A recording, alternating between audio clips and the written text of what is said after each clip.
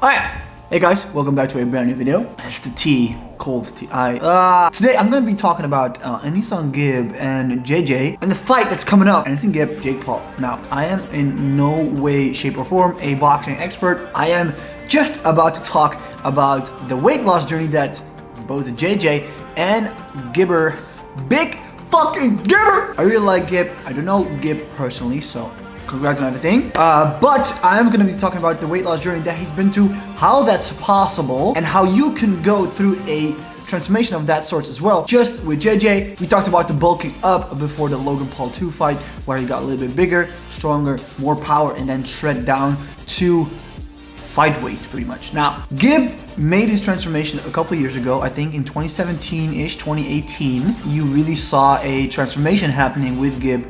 He was always a little, I don't think he's that tall. I am 5'7", he's like, I would assume he's 5'9"-ish, but again, I've never met him. Maybe he's smaller, maybe he's a little bit taller. But what I've seen and heard in his videos is that he was at some point 98 kgs. I've been through like 4 websites, nobody knows his height. But 98 kilos is a lot of weight, especially when it's fat. You know, you can be super ripped and be 98 kgs. That means you just have a lot of muscle mass. Now, Gib didn't have that muscle mass, but he went through a transformation, and which is awesome. And same thing with JJ. When JJ won the fight, I have a clip of my live reaction to it. JJ. Yes! Fucking go, baby! Woo! So yeah, again, I know I'm a little bit late, like a couple months, but still, congrats JJ on the win. It was really awesome. But we're here to talk about weight loss. Now, JJ, he had a different type of weight loss than Gib, I would guess. So again, I'm guessing, I don't know, but I know that JJ bulked up and then shred down as much body fat as possible while maintaining as much muscle mass as possible. For Gib, in the beginning, I would assume he wasn't really trying to maintain his muscle mass because he really didn't really have any. He was just trying to lose body weight instead of body fat. So body weight for Gib, body fat for JJ, which is very important because there's a different type of diet that you would put in. For Gib, it was more important to be in a caloric deficit. For JJ, it was also important to be in caloric deficit, but it was also important to have a higher protein intake. Now, I think Coach Richard, shout out Coach Richard, trained Gib or helped him lose his weight. And again, I don't know Gib, I do not know how exactly he did it, but I would assume, because Coach Richard knows what he's doing, it is because he upped his energy output. Now, there's an energy output and there's an energy input. So the output is how much work do you put in? How much are you working out? How much are you burning calories, right?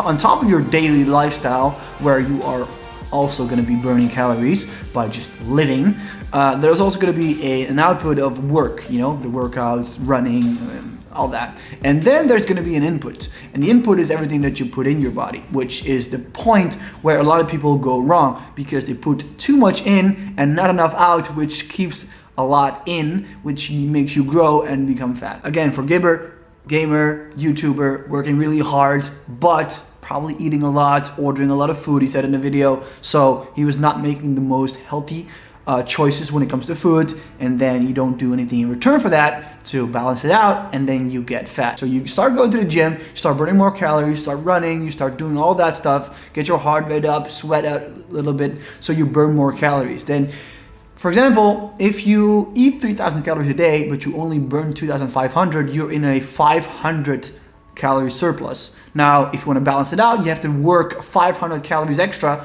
to make sure you balance that 3K. Or you burn 2,500 and you eat 2,500, that's balanced. So it's either putting more energy out there so you increase the output, or you decrease the input. So for Gib, I would assume he did both, which for a lot of people when they start out in the gym because they're fat, I mean, I'm gonna call it bluntly fat. Let's say you're fat. You think of yourself, you're fat, right? And it's okay. People start from anywhere, and you know, you should be proud of yourself for even, you know, wanting to start. So that's really awesome. Let's say you're fat and you want to change. Now, what a lot of people do is they go to the gym and don't change anything about their diet, right? So you try to balance that out. But it's very hard to balance when you have a very unhealthy diet because it's very easy to eat a lot of calories without really knowing what's going on. You drink 2 glasses of Coca-Cola, you have a ton of calories. You add some mayonnaise to your fucking meals, a lot of calories. What a lot of people do, and what I would recommend, is you do both, right? You go to the gym, and this could even be a little bit slower. It's okay to do 150 calories a day, for example, if you want to go gym, but also your diet is where you're gonna make the most progress, because this is the lifestyle change, right? This is the way you're thinking about food, you're thinking about calories, you're thinking about your weight. What I do recommend people do, and I think what Gib did, is he increased his energy output and he decreased his energy input. So that combination, obviously, it's like you're in a surplus because your input is too high and your output is too low. From there, you go output up and input down. So you have a deficit because you have more output, you burn more, and you have less input, so you eat less. So this is the deficit. X amount of calories, could be 200 calories, could be 500 calories. Your body's gonna adjust and be like, oh, hold up, I'm not getting enough, I'm really hungry, and damn, I should adapt and take other energy resources, which comes in form of body fat or body weight.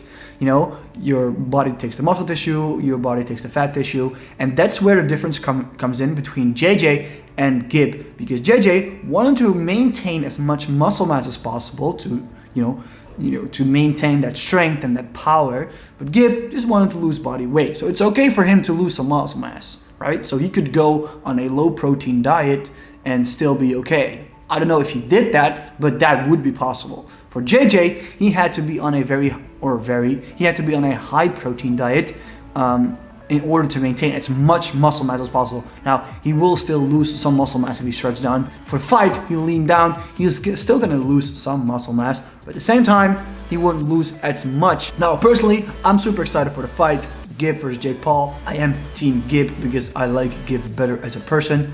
Again, I don't know either of them, so it's hard for me to judge, but for me to judge on internet personalities, I would go for Gib.